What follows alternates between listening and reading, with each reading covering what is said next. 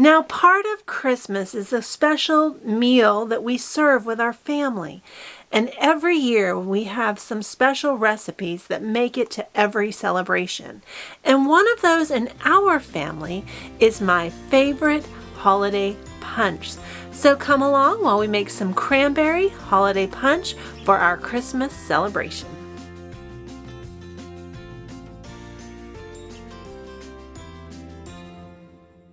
Hey friends, it's Barbara Sue at Kowalski Mountain and welcome back to our channel. Now Philip and I are going to be home for the holidays this year and it's just going to be the two of us. But that doesn't mean that we're not going to have a special meal to celebrate the birth of Christ. Now, one of the things that I make every year for our Christmas celebration is my Cranberry Holiday Punch, and I'm going to share it with you today.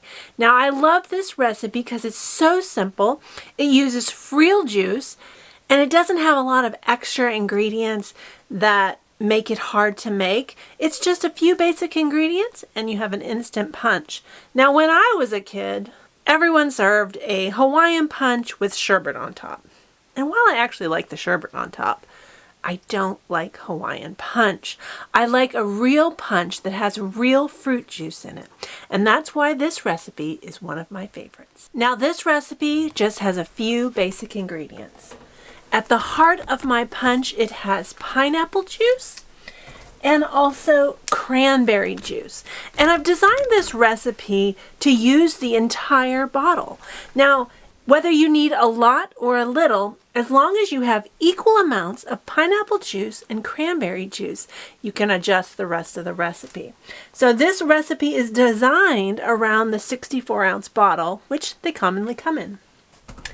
Now we also need sugar. Now this recipe is already really sweet on its own, so you can adjust the sugar to your taste.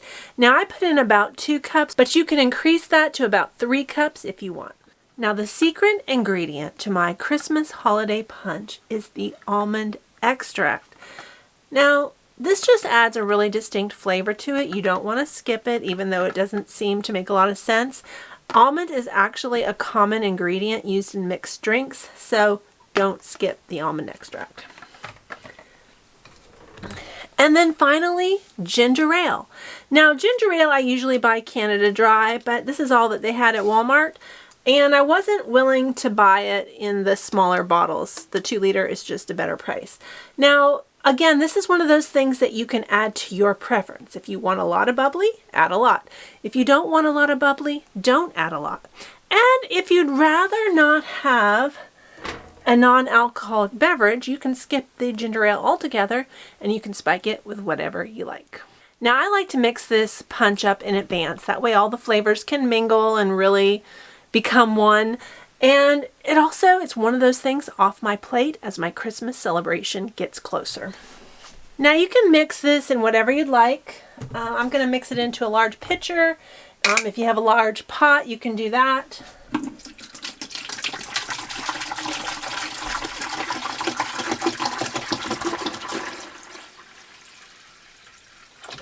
And I'm just going to put a little in to start because I want to have plenty of room to be able to stir that sugar so that we can completely dissolve the sugar.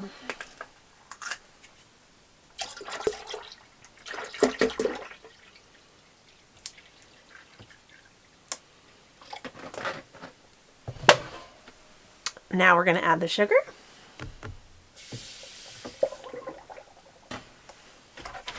And we're just going to stir that until this is well dissolved. Now the nice thing about doing this in advance is it has plenty of time to do that. Now for the almond extract, if you increase or decrease the size of this recipe, that will determine how much almond extract you put in it.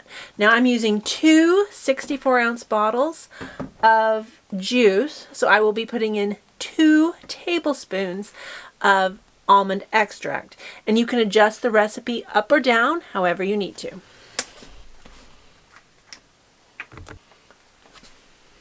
Almond extract is one of my favorite scents.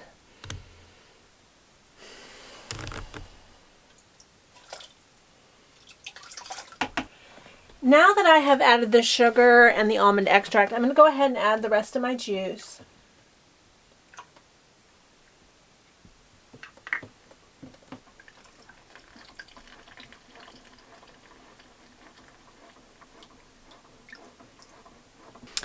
Now, if you're going to serve it right away, you can go ahead and add it to your punch bowl and add your ginger ale. But we're making this in advance, so I actually pour it right back into the juice bottles. That way it doesn't tie up a bunch of my kitchen supplies, and I can fit it more easily into the refrigerator.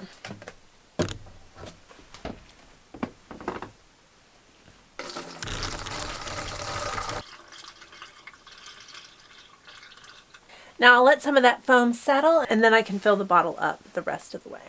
Now when it comes to presentation, I think punch belongs in a pretty punch bowl. And this punch bowl is extra special to me because it's something my grandma gave me. I dare call it a vintage punch bowl. I tried to find out how old it might be, but I couldn't find it. But it's definitely a vintage bowl. It's called the Arlington, which was put out by Anchor Hawking.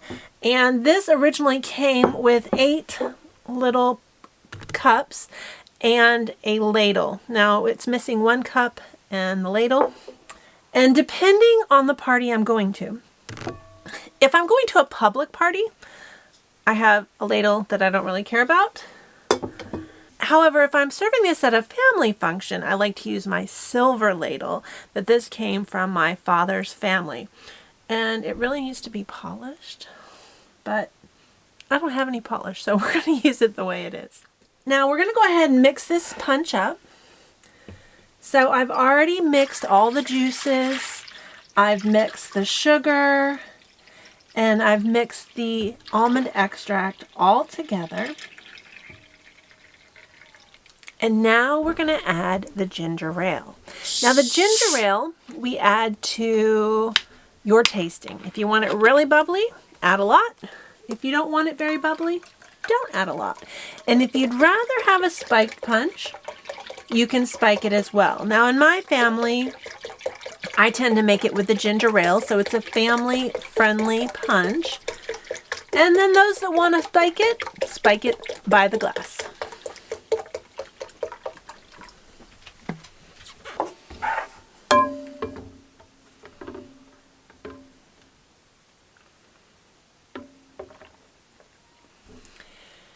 Now in our family, we're pretty laid back about our holiday celebrations, and we tend to serve our punch in personalized solo cups that you find the marker next to the stack of solo cups, and you customize it yourself. But if you like to do things fancy, you can make this as fancy as you'd like. Now you can garnish your bowl. It looks really pretty with floating cranberries in it. You can also put in slices of orange, even though there's no orange in this. That looks pretty floating on top. And if you're really adventurous, you can make an ice ring using a bundt pan. Now, if you make an ice ring, I do recommend that you make it with the actual punch. That way it doesn't water down the punch as it's being served. And you can add anything you'd like. Cranberries, pineapple chunks. You can add mint. Mint looks pretty, but I don't like what it does to the flavor. Now let's give it a try.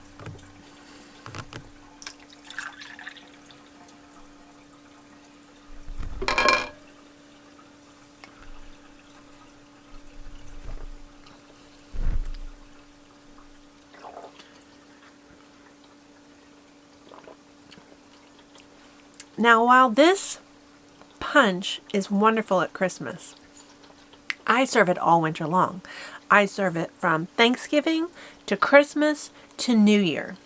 And it's even so special that when my niece was in a wedding, her friend was looking for a signature drink for her wedding. And my niece recommended my Cranberry Holiday Punch. And they served it as a signature drink at her wedding, which is perfect for that. It's got very basic ingredients. It's not going to cost a fortune to make, and it's delicious.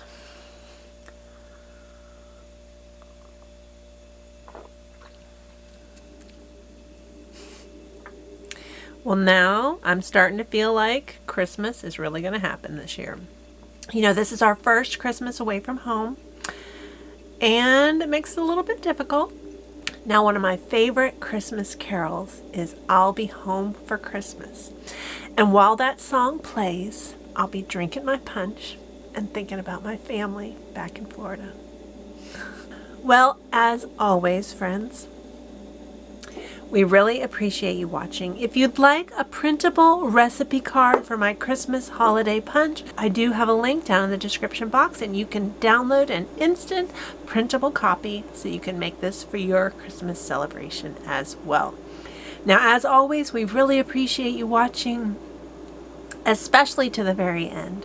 Thank you so much for being a part of the Kowalski Mountain family. If you haven't hit that subscribe button yet, hit that button. We'd love you to join us and be part of our family.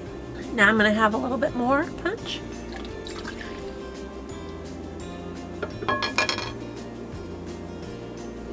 And I want to wish you a very Merry Christmas.